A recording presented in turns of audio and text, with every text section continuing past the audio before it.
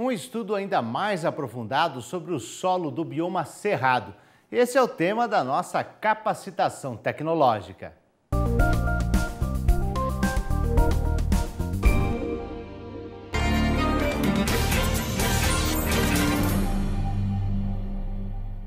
Olá, pessoal. Meu nome é Gustavo Ribas Curso, sou pesquisador da Embrapa Florestas, coordenador do Projeto Biomas, e vou apresentar nesta aula os solos que trabalhamos na propriedade de referência do Projeto Biomas, situado na Fazenda do Exército Brasileiro, no campo de Formosa. Este organossolo não pôde, na área que nós estudamos, ainda porque está sempre com lençol na superfície, nós ainda não pudemos trazer um organossolo de lá. Mas trouxemos um resultado de um organossolo muito similar, que não devem ser diferentes, e eu trouxe uma característica aqui para fazer uma discussão com vocês. Até 100 centímetros de profundidade, vejam as densidades de 0,15. Isto é o efeito da grande quantidade de carbono que está presente, vejam no quadrinho ao lado, 276 gramas por quilo de carbono. Ou seja, praticamente 25%, quase 30% desse material, desse volume, todo ele, desse peso, é ocupado por matéria orgânica. Quer dizer, uma expressão espetacular, mostrando uma funcionalidade que é inerente apenas dos organossolos.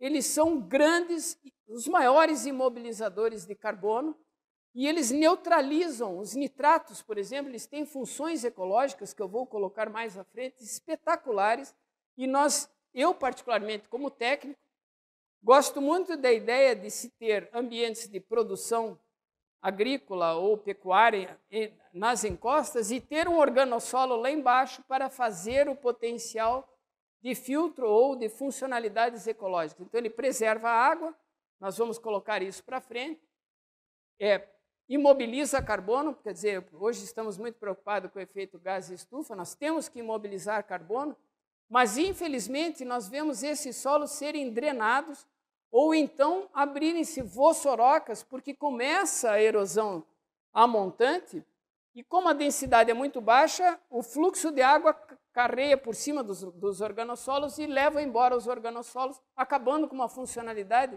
vital, inclusive para a nossa sociedade. O valor T, reparem que é muito alto a CTC desses solos. Enquanto nós estávamos falando de 8 ou 9, reparem a CTC, é 50 centimol de carga. Quer dizer, este solo tem um potencial de filtro espetacular, sobretudo quando ele não está sob saturação hídrica. Quando ele está sob saturação hídrica, nós perdemos esse T, porque daí a água passa por cima dele. Eu já vou comentar isso com vocês. Agora eu gostaria de mostrar, eu mostrei uma pedossequência de zonas estáveis, eu gostaria de mostrar de uma zona instável, uma zona suscetível a rejuvenescimento, e certamente isto foi provocado por manejos excludentes aos seus potenciais de uso de solo e que levaram a essa situação que nós vamos ver agora. Então, aqui é a Lagoa do Queimado, que faz parte da propriedade do Exército, onde o Projeto Biomas faz os seus estudos de referência. Então, se nós colocarmos mais próxima, já estamos vendo uma auréola de um remonte erosivo espetacular. Um processo de degradação monstruoso. E nós estamos estudando essa parte aí, mais detalhe ainda. Nós estamos praticamente no centro de convergência hidrológica, quer dizer, bem ao topo. E dando mais um ainda, reparem o processo de colapsamento que está tendo nesta paisagem. E em cima, toda uma província latossólica colapsando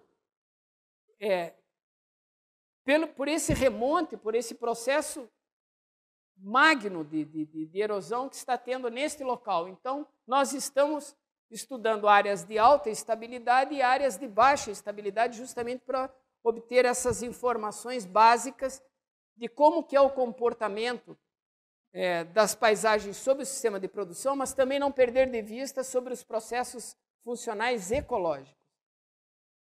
Então, se nossa pedossequência são 120 metros que estudamos de solos, partindo das províncias dos latossolos e entrando nas províncias dos cambissolos, todos não hidromórficos, mas o cambissolo altamente colapsado por processo erosivo.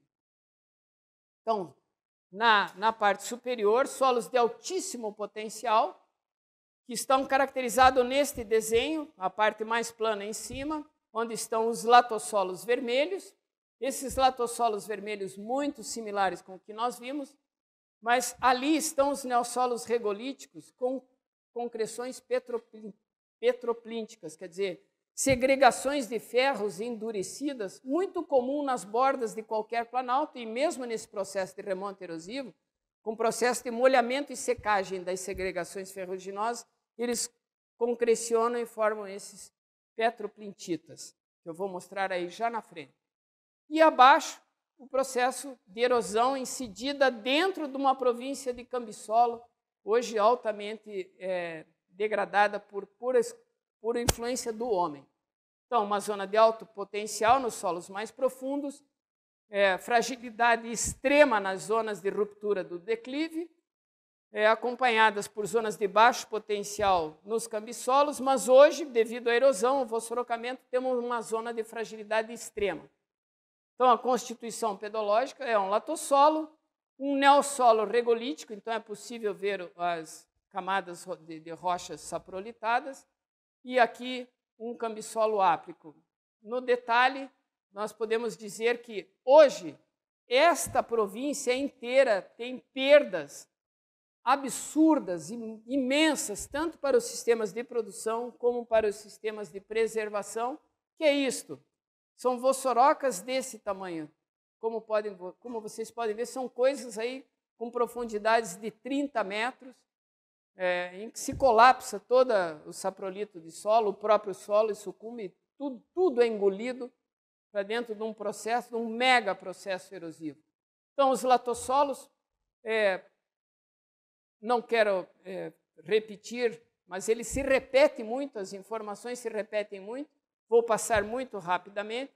Como são similares aos demais, a única coisa que diferencia profundamente esses latossolos é que, como ele está, este perfil foi coletado muito próximo dos neossolos, já coletamos latossolos com silt elevado. Então, a própria geologia nesse local deve favorecer a obter-se silts bem mais elevados, nós vamos ver, e daí isso favorece com que os latossolos sejam engolidos com muita velocidade, porque os teores de silt não condizem com a província latossólica. Então, isso é uma coisa que chama atenção, e nós, técnicos e produtores, devemos sempre ficar muito atentos aos percentuais de silt no solo. A parte química é exatamente como os demais. Os teores de carbono ainda se mantêm acima de 2, como é de um sistema natural em latossolos, mas o valor soma de base, CTC e a saturação, extremamente baixas. Chama atenção aqui as densidades um pouquinho mais elevadas, 1,1 kg por decímetro cúbico, mas ainda é uma boa densidade, quer dizer, ainda você tem boas condutividades e boas porosidades. Isso se reflete na condutividade de 8, quer dizer, moderadamente rápida, para 20, que depois já está muito rápido. São solos porosos, 58%, mas não tão porosos quanto os extremamente argilosos, aí vão a 65%, 70%. Aí a porosidade é bem compatível para esse teor de silt na província latossólica, nós temos 58% de poros, e praticamente equilibrado. Então, mas é um solo de alto potencial. Agora, se vocês compararem já na zona de ruptura com os neossolos regolíticos, petroplínticos, observem que na composição dele, o silt está lá em cima, quase 40% de silt, justificando plenamente aquele aspecto de remonte erosivo magno, magnificado. Quase 40% de silt. Então, eu comentei e comento sempre da necessidade de se ter informações mais detalhadas, e uma delas é só saber a relação silt-argila, que é uma coisa baratíssima, não requer laboratório especializado, é uma coisa processual do dia a dia, e você pode ter informações sobre potencialidades e fragilidades fazendo essas relações silt-argila. O pH, como não poderia deixar de ser, baixo, carbono 1,7, claro, ele já está perdendo, porque ele está numa zona de ruptura e está com um processo erosivo, então já não consegue mais se manter acima de 2. Qualquer utilização desse neossolo regolítico leva tranquilamente esse solo para carbono 1 ou 0,9 ou coisa assim, porque ele está num processo de perda. Já é naturalmente um processo de perda. E o carbono já está refletindo esses percentuais. Valor de soma de base, CTC e V%, se repete, extremamente baixo. A densidade tem algo favorável, ele está com 1,1 até 1,3, quer dizer, não são densidades muito elevadas, principalmente quando se considera os teores de areia e silt desses solos. E a condutividade hidráulica tem um problema sério, sim. Reparem que ele sai de 7,4 e vai praticamente a 0, mas isso a 13 centímetros. Quer dizer, esse gradiente de água dentro do solo te diz que ele vai fazer um processo erosivo violento e não é diferente. Por isso que esse solo está estourando desse jeito. As condutividades a pequenas profundidades tão baixas levam a um processo de erosão do tamanho que está. As macroporosidades em relação à porosidade total são muito baixas, favorecendo a erosão. E no cambissolo áprico TB distrófico petroplíntico, logo abaixo na pedossequência, se nós pudermos observar aqui os teores de silt também, 25, 27, quer dizer, já estão na casa de 30, 35, isso daí para a erosão é um prato cheio. Então, nós já temos valores relativamente elevados em superfície e muito elevados em subsuperfície. Argila, teores baixos, quer dizer, nós estamos trabalhando com estruturas floculares de baixa estabilidade, quer dizer, favorecendo a erosão. pHs, toda a química muito baixa. Gostaria de chamar a atenção para os teores de carbono desse, apesar de ser um ambiente de alta declividade, são relevos forte ondulado na faixa de 30% para mais. Os teores de carbono são elevados até, mas por quê? Foi possível identificar um sistema de densidade de plantas herbáceas muito denso, colaborando para esse teor de carbono. Agora, esses teores, essas densidades muito elevadas de herbáceas, trazem ou determinam um aumento no carbono, mas não diminui o potencial de erosão, porque a condição de relevo suplanta essa compensação por carbono. Quimicamente, terríveis, CTC baixo, quer dizer, não tem potencial filtro para nada, é muito pequeno, e ele favorece o escorrimento, quer dizer, é um solo que determina a fragilidade. A densidade, 1,22 para 1,75.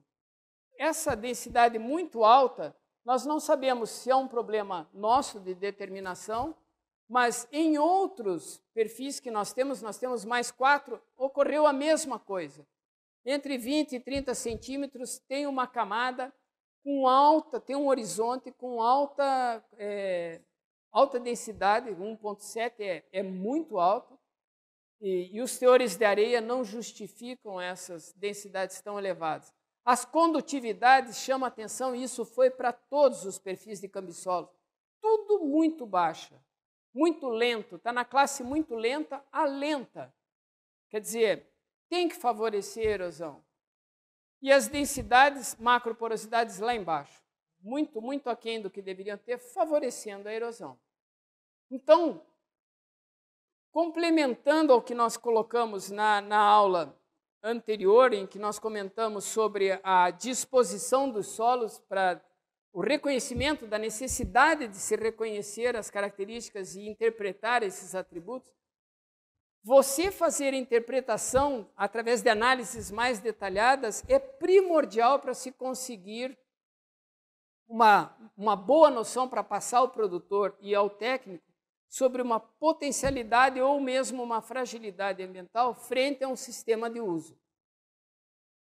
Por esse momento era isso que eu tinha para dizer. Agradeço a atenção. Muito obrigado.